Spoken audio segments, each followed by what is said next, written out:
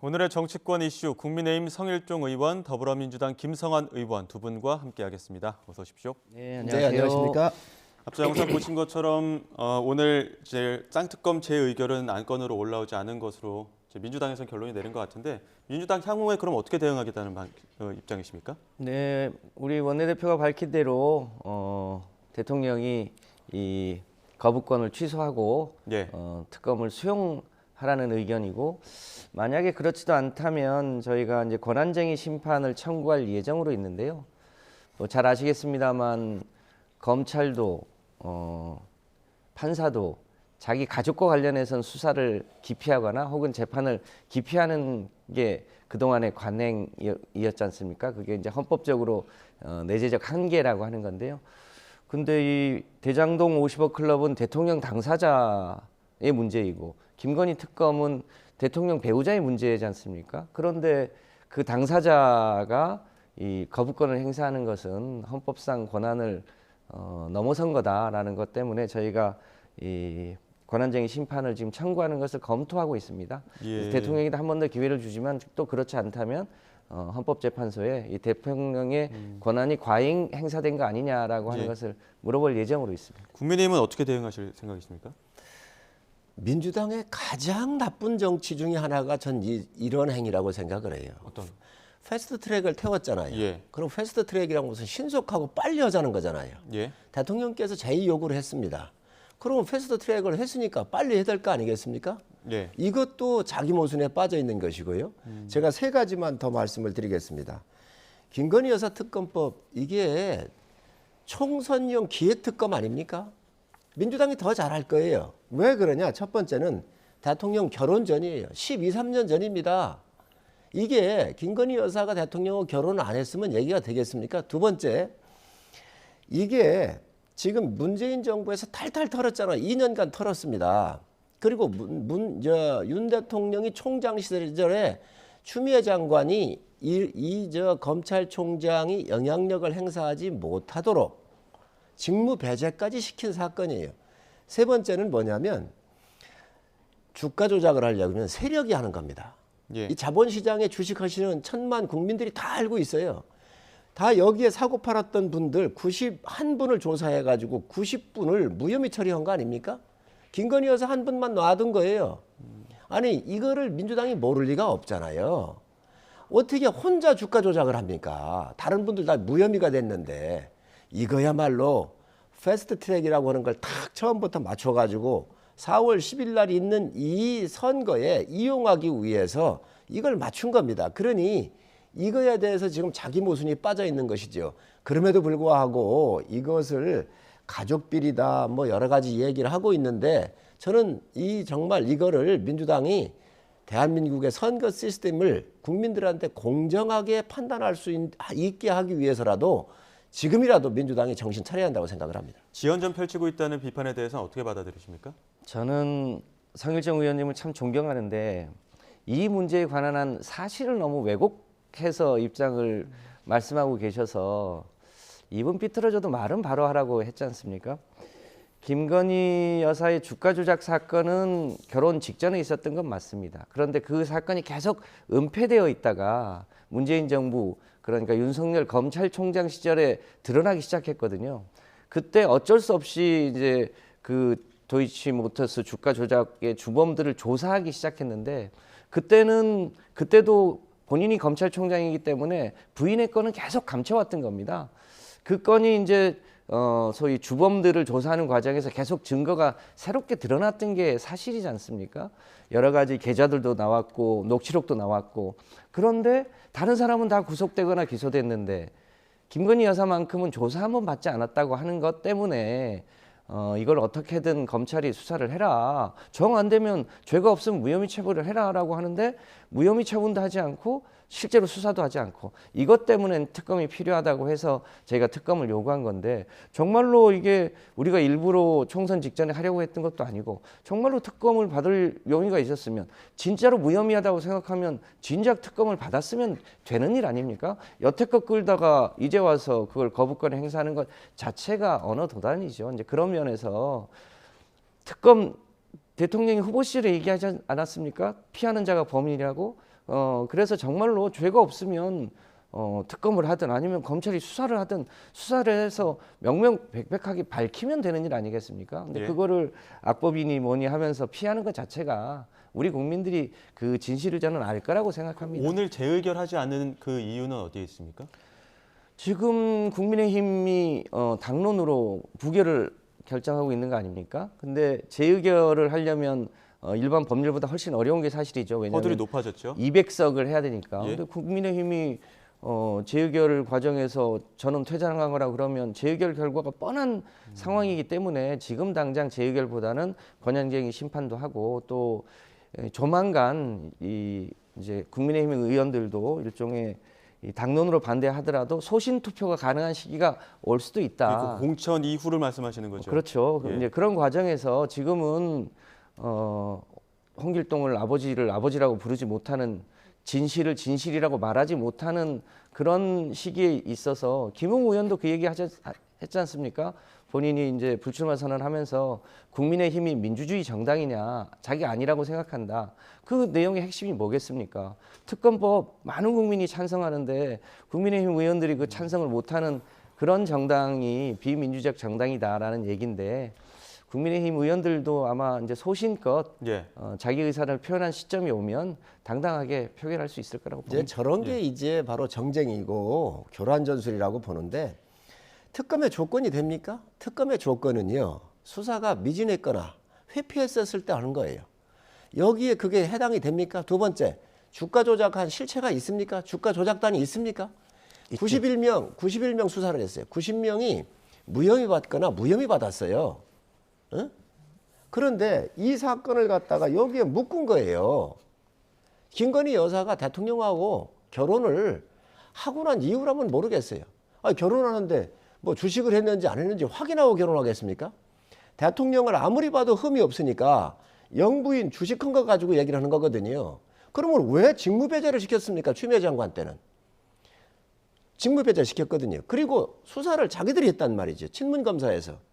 윤석열 죽이기를 얼마나 했습니까? 지금 와가지고 이거를 또 끌어내가지고 한다고 하는 것은 누가 봐도 총선용 기획특검이죠. 근데 이제 그래서 이거를 전 있을 수 없는 일이라고 생각을 하고요. 예. 주가 조작의 핵심인 도이치모터스 대표가 구속됐지 않습니까? 아니 지금 그분이야 내부 정보나 누구를 하나 줘가지고 한두 명한테 흘릴 수도 있겠죠. 주가 조작단이 없어요. 주가 조작단이 없는 상태에서 있는지 없는지는 특검을 아니, 통해서 조사를 밝혀야 했잖아요. 될 일 아니겠습니까? 그럼 왜 91명 조사해가지고 90명을 무혐의 처리하거나 구속된 사람이 몇 무혐의 명인데요? 받았습니까? 몇 명이 거기 그게 누구세요? 그게 구속된 게 누구세요? 도이치모터스 주가 조작의 핵심인 대표와 그 주변에 있는 사람들이 몇 명이 구속됐습니까? 제 기억으로 5명 내지 6명 무혐의 받았습니까? 안 받았습니까? 그 확인해 문제는 제가 보세요. 확인해 봐야 되는데 확인해 보세요. 아니 실제로 기소됐잖아요. 주가 조작을 그 사람들 기소해서 재판에서 무혐의 받았잖아요. 내용을 확인해 봐야죠. 확인해 보세요. 네. 그래놓고 대표이사는 예를 들어서 회사의 내부 정보나 이런 거를 예. 주가 조작이 아니어도 흘릴 수가 있었을 겁니다. 그런데 이게 주가라고 하는 것은 여러 명이 있어가지고 사고 팔고 가격을 받치고 이런 기능을 하는 거거든요. 이거를 하지도 않았는데 이걸 가지고 지금 현재 특검 조건도 안 되는 거를 지금 대통령을 공격하고 총선에 악용하라고 하는 것은 정말 있을 수 없는 총선 기획 특검이기 때문에 예. 지금 민주당이 다수당 아니에요. 민주당이 마음대로 하는 거예요. 저희가 뭐도 할 수가 없습니다. 국민 여러분께서 정말 여당이지만 소수당으로 민주당이 하자는 대로 끌려가고 있기 때문에 저희가 방법이 없는 겁니다. 성 의원님, 그 만약에 김건희 여사에게 결혼 전에 있었던 일을 지금 와가지고 꺼내는 건 좀 언어 도단이다 이런 말씀하셨는데 만약에 지금 이후에 어떤 그 김건희 여사의 어떤 여권에서 사용한 용어이기 때문에 그 리스크를 줄이기 위해서 뭐 제2부속실이나 뭐 특감반 설치해야 된다 이런 이야기가 여권 내에서도 나오고요. 그리고 그 외에 플러스 알파로 어떤 국민적 감정을 좀 다독여야 될 필요가 있다 이런 이야기를 하는데 이 부분에 대해서는 어떤 의견이십니까? 주가 조작하고는 관련이 없는 예, 이야기고요. 그 외로. 뭐 또 다른 일정이나 여러 가지를 봤었을 때 예. 여러 가지 말이 나오니까 또 그런 부분을 검토한다고 그랬잖아요. 이것도 그렇습니다. 야당이 제2부속실 설치하라 감찰반 특별 감찰관을 임명을 하라고 야당이 요구한 겁니다. 그래서 이런 부분을 검토하니까 이제는 또 야당이요. 왜 제2부속실을 설치하느냐. 특별감찰관을 왜 임명하려고 그래 또 이러고 있거든요. 그럼 어떡하자는 거예요? 오히려 저는 민주당한테 묻고 싶습니다. 플러스 알파는 뭐라고 보십니까? 김경률 비대위원 같은 경우에는 제2부속실 특감반 설치 그리고 플러스 알파가 필요하다고 하는데 하도 억울하니까 뭐든지 해보자라고 하는 비대위원들의 역동성이죠. 당내에서 여러 의견들을 제안을 안 하고 하니 예. 이거를 다 알겠다. 무혐의인 거 알겠다. 그리고 특검 자체가 되지도 않는 걸 알겠다. 그러니 이거를 좀 증명해 보이려고 한다면 뭐라도 할 수 있는 방법이 있으면 찾아보자고 얘기를 하는 거잖아요. 그런데 원칙에 맞지 않는 것은 법에 의해서 지배되는 나라 아닙니까? 그런데 특검에 대한 조건도 갖추지 못한 것을 특검하겠다라고 하는 이 야당이 요구하잖아요. 아까 김 의장님께서 그 여론조사 얘기하던데 여론조사 문재인 정부에서 탈탈 2년 털었고 특검에 대한 법률적 구성도 안 됐는데 특검에 찬성하십니까? 반대하십니까?라고 물으면 어떻게 나오겠습니까? 이거를 특검 찬성합니까? 반대합니까? 이렇게만 물으니까 이게 다 70%가 나온다고 그런 거거든요. 예. 이것도 저는 여론조사 기관들이 정말 공정성을 해한 그러한 여론조사를 한 거를 야당이 이용하고 있다고 생각을 합니다. 자, 네. 혹시 덧붙이실 이야기 있으십니까? 저희가 윤석열 정부 출범하자마자부터 제2부속실 설치 요구했고요. 특감반 설치하라고 요구했습니다.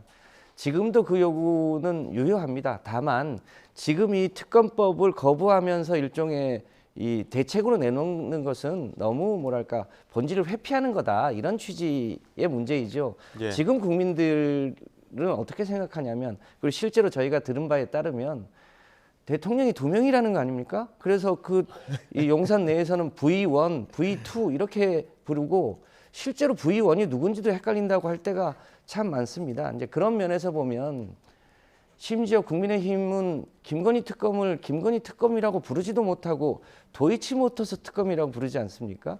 그러니까 김건희 여사가 일종의 성역화되어 있는 거죠. 저희가 우려하고 있는 것은 그러니까 지금은 제2부속실 설치로 해결될 수 있는 문제가 아니라 선출되지 않은 권력이 선출된 권력보다 더 큰 권한을 행사하고 있고 그리고 그 조선 왕조 때도 사실은 왕이 잘못하면 아니되옵니다 이렇게 했는데 요즘은 김건희 여사의 문제에 대해서는 적어도 여당이나 정부는 아무 소리도 못한다는 거 아닙니까? 이게 일종의 성역이죠. 대한민국 헌법에 모든 국민은 법 앞에 평등해야 하고 특수계급은 인정할 수 없다 돼 있거든요. 그런데 사실상 김건희 여사가 성역화돼 있고 특수계급처럼 우리 국민 눈에 비치고 있는 게 지금의 문제의 본질이고 그런 본질적 문제를 해결해야 되는 게 플러스 알파의 핵심이다라고 봅니다. 야당도 정치를 좀 점잖게 했으면 좋겠습니다. 저희가 야당일 때 대통령 2명이라고는 말을 쓴 적이 없어요. 저희는. 아니 김건희 여사가 지금 명부인이신데 대통령이 지금 엄연히 대통령께서 직무를 보고 계신데 대통령이 2명이라고 공격을 하시면 이거야말로 정말 정치적인 V1, V2라는 용어 아십니까? 아니 V1, V2는요 국회에서도 V1이 국회의장이고 국회 부의장이 V2잖아요. 그런데 저희 그것도 정부는 한 번도 자 그런데 그것도 대통령 여사를 V2라고 써본 적이 없습니다. 그것도 민주당이 붙인 거지. 민주당이 만들어낸 말이지 우리가 만들어냈습니까? 국민이 만들어냈습니까? 용산 내에는 실제로 쓰인다는데요. 그 확인되지도 않은 이야기를 자, 우리 잠시만요. 정책위원님 하신 분이 그렇게 막하시면 안 된다니까요. 예, 알겠습니다. 이 부분은 여기까지만 정리를 하고요. 다음 주제로 넘어가겠습니다. 지금 이재명 대표 피습 사건 이후에 파장도 계속되고 있어서 민주당은 대책위 꾸려서 조금 전에 국수본 방문하기도 했는데 그 일부 가짜 뉴스의 근원지가 총리실 아니냐 이런 이야기가 나오고 있는 상황입니다. 어제 권칠승 수석 대변인의 행안위 질의 내용도 있고요. 오늘 따로 입장 발표한 부분들도 있어서 한번 녹취를 듣고 다시 두 분 이야기로 나눠가도록 하겠습니다. 대테러 종합상황실은 이재명 대표가 입은 심각한 자상을 1cm 열상으로 경상이란 말로 축소 변질시켜 피해 정도를 왜곡시켰습니다. 국무총리실이 이재명 대표를 왜곡하고 조롱한 가짜 뉴스의 시발점이었다니 충격적입니다. 국무총리실은 무슨 의도로 이 같은 가짜 뉴스를 유포했습니까? 네, 대테러 종합상황실은 어디입니까? 그거는 총리실 산하기관입니다. 네, 그 경찰에서 보고한 내용이 그대로 총리실까지 간 거고요. 그것이 거기는 언론에 보도가 저희뿐만 아니고 소방 각종 기관에서 보고를 받아서 종합을 하는 기구입니다. 네. 네. 하여간 이 정부가 무책임하게 이렇게 만든 그 정보 때문에 가짜 뉴스가 양산이 되었고 그로 인해서 2차 테러가 지금 가해지고 있습니다.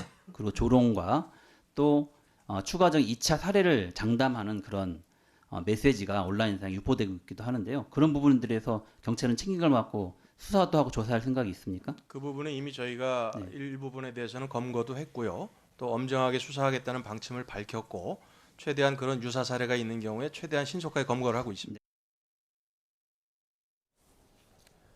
그 이제 국무총리실 산하의 대테러 종합 상황실이 1cm 열상이다 이렇게 이야기를 하다 보니까 이거 경미한 것 아니냐 이런 국민적 오해를 불러일으켰다 이런 비판이거든요. 여기에 대해서 지금 당 입장 어떻게 하고 계십니까? 저희도 이제 처음에 매우 당황스럽기 때문에 어떤 게 진실인지를 예의주시할 수밖에 없었는데 그 정부의 발표를 믿을 수밖에 없었죠. 그런데 추후에 실제로 검진에 참여하고 수술에 참여했던 의사분들 말씀을 들어보면 진짜로 1mm만 더 칼끝이 더 깊이 찔렸으면 실제로 목숨이 위태로울 뻔했다는 거 아닙니까? 그러니까 굉장히 위험했죠. 열상이 아니라 좌상이었고 예. 굉장히 깊이 찔렸고 목숨이 위태로울 뻔했는데 그거를 열상이다, 경상으로 추정된다 이렇게 얘기를 하기도 하고 처음부터 공범이 없을 것으로 보인다 이렇게 얘기하고 또 범인의 당적은 밝힐 수 없다 이렇게 얘기를 하는 게 무언가 감추거나 축소하려고 하는 거 아니냐라고 하는 국민적 의혹을 불러일으키기 충분하다. 지금 중요한 거는 왜 목숨을 노리는 더군다나 야당 당대표를 그런 테러를 했냐. 그 과정에 공범은 없느냐. 이런 부분에 대해서 국민들이 납득할 수 있도록 객관적인 수사를 해야 되는데 왠지 그와 관련해서는 은폐하고 축소하려고 하는 거 아니냐라고 하는 의혹이 있기 때문에 그런 부분에 대해서 오해 없이 해야 될 것 같습니다. 왜냐하면 예. 지금 우리 국민들이요 마치 이 백범 김구 선생을 안두희 씨가 암살을 했지 않습니까? 암살을 해서 처음에는 정신력을 받았다가 감형되고 석방되고 굉장히 잘 살았어요. 마치 그와 유사하다는 느낌을 지금 우리 국민들이 받고 있는 측면도 있기 때문에 그런 오해를 안 살려면 객관적으로 충분히 신속하게 수사해야 되지 않을까 싶습니다. 성 의원님 어떤 의견이십니까? 테러를 당한 거가 본질이고요.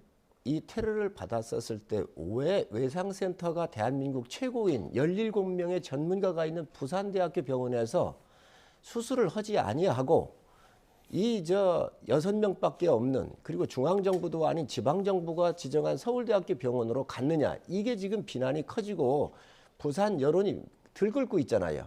그러니까 이거를 지금 민주당이 다른 데로 지금 시선을 돌리고 있는 거예요. 이것도 그렇습니다. 소방관이 119한테 신고를 해서 소방관이 갔잖아요. 현장에서 보니까 1cm 정도가 이게 열상으로 보였단 말이죠. 그걸 그대로 보고한 거예요. 그런데 왜 그렇게 보고했고 그걸 갖다가 발표했냐 이 이야기를 하면서 가짜뉴스라고 얘기하는 것 자체가 지금 소방 가족들에 대한 모독이거든요. 이게 있을 수 없는 이야기거든요. 문제의 본질은 지금 민주당이 몰려있거든요. 이게. 지금 왜 이 외상센터를 부산대학교에 있는 이 외상센터에서 수술하지 아니하고 헬기를 타고 가고 이 특권과 법을 위반하면서까지 했는지 청탁금지법을 위반했는지에 대한 이런 것들이 본질인데 이거를 피하기 위해서 지금 소방관이 현장에 가서 이재명 대표가 테러 당했었을 때 1cm 정도 육안으로 확인을 했고 그게 열상이다. 그 보고 자체가 잘못됐습니까? 그거 보고의 개통이 총리실이에요.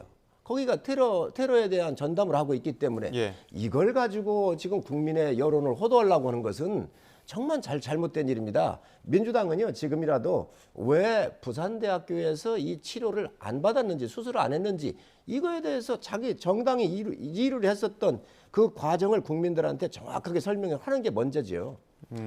그 당적 공개 여부에 대해서는 어떻게 보십니까? 당적도 그렇습니다. 이미 이거를 정당법 24조에 의해서 할 수 없다는 거 아닙니까? 그럼 네. 이걸 하게 되면 정당법을 어기는 건데 이게 경찰이 그대로 그러면 범법자가 되는 거예요. 근데 국민의 알 그리고 권리를 위해서는 검찰과 논의를 알 해야 권리라 되겠다고 하더라도 했잖아요. 법위에 있지는 않잖아요. 그러면 민주당이 밝히면 되는 거예요. 민주당이 언론도 나왔습니다. 저희 국민의힘에 한 5년 정도 있다가 2년 전에 민주당으로 당적으로 옮겨갔다는 거잖아요. 그러면 그런 사실을 민주당부터 먼저 밝히십시오. 밝히시면 될 일이지. 아니 수사하고 있는 경찰이 정당법을 어기면서까지 할 수는 없는 거 아닙니까? 왜 이걸 이렇게 하십니까? 민주당 공식적인 발표가 필요하다 이런 입장이시지 않습니까? 이제 더 본질적으로 좀 봐야 될 텐데요. 예.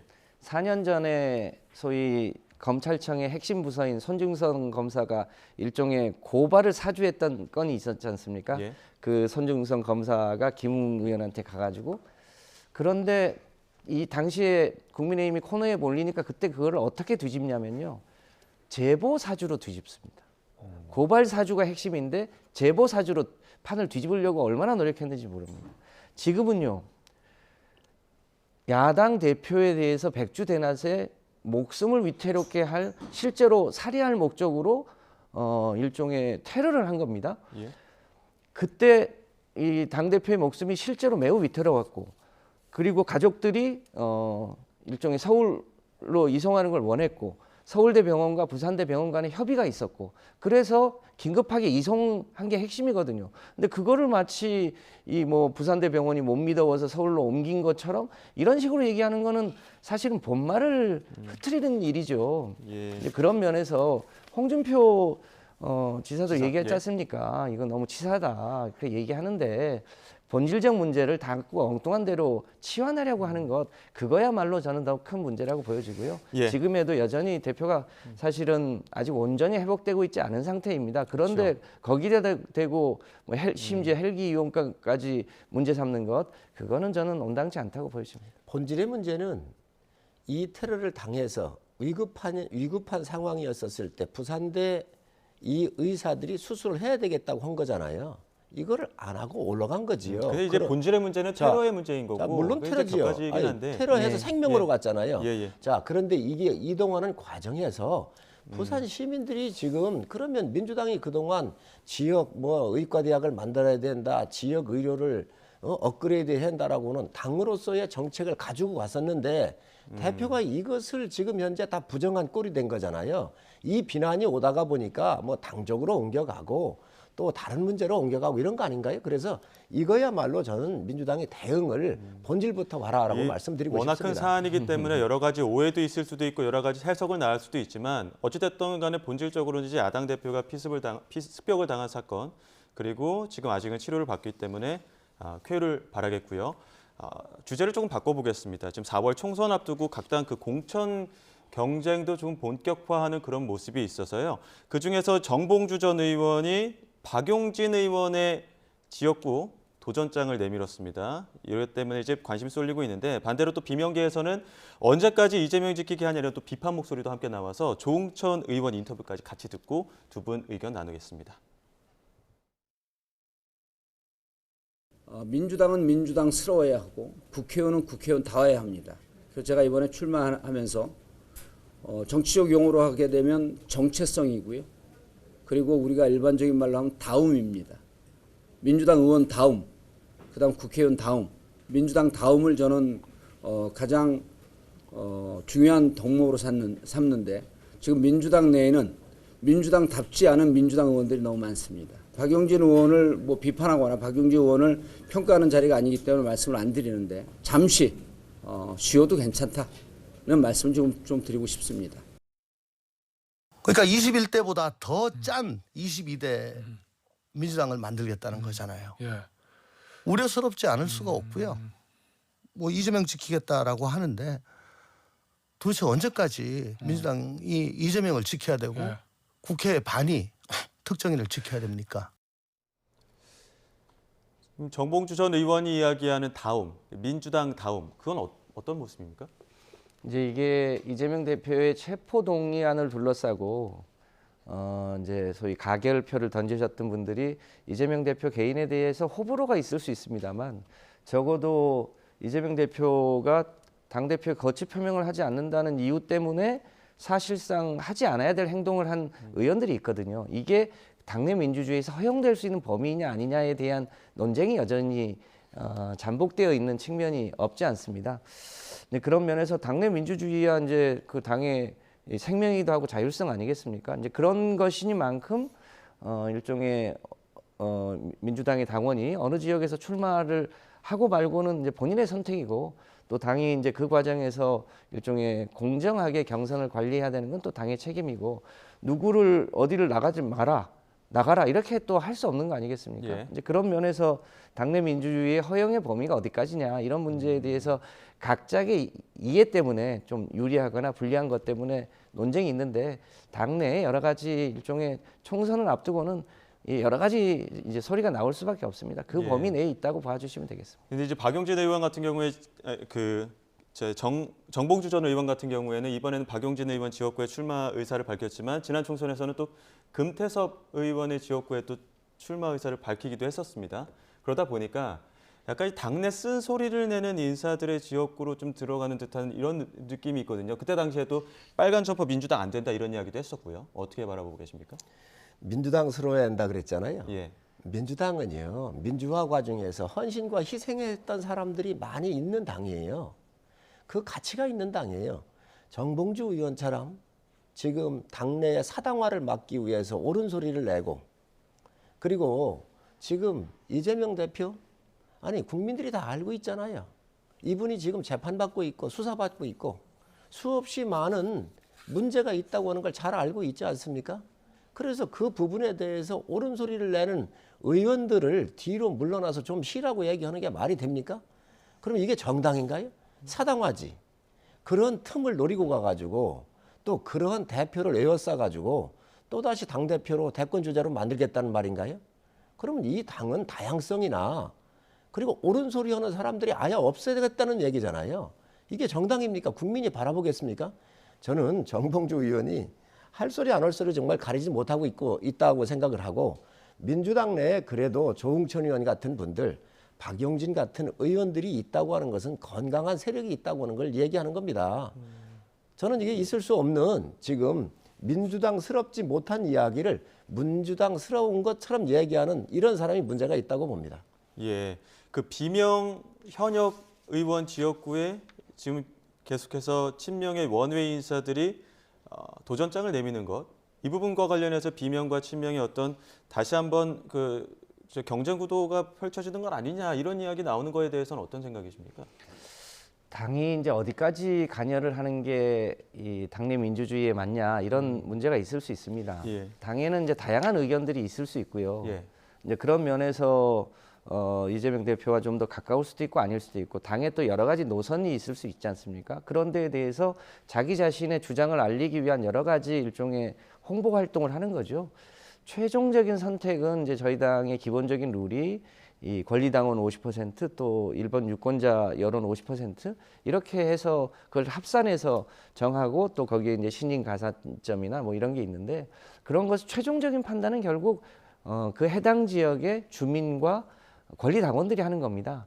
개인적으로 아무리 이 얘기를 한다고 하더라도 그것이 사실이 아니면 그 지역에서 수용되지 않을 겁니다. 근데 다만 그것을 원천적으로 차단을 한다? 그건 또 맞지 않을 수 있죠. 이제 그런 면에서 당이 전체적인 경선 관리를 매우 민주적이고 투명하게 할 예정으로 있습니다. 이제 그 예. 과정까지를 지켜보시면 아마 우리 당이 얼마나 민주적인 정당인지 확인하실 수 있을 자, 겁니다. 여당 이야기 좀 해야 될 것 같은 게, 여당도 지금 국민의힘 또 대통령실 떠난 용산 인사들 대통령실 떠나서 지금 출마 의사 밝힌 분들이 있습니다.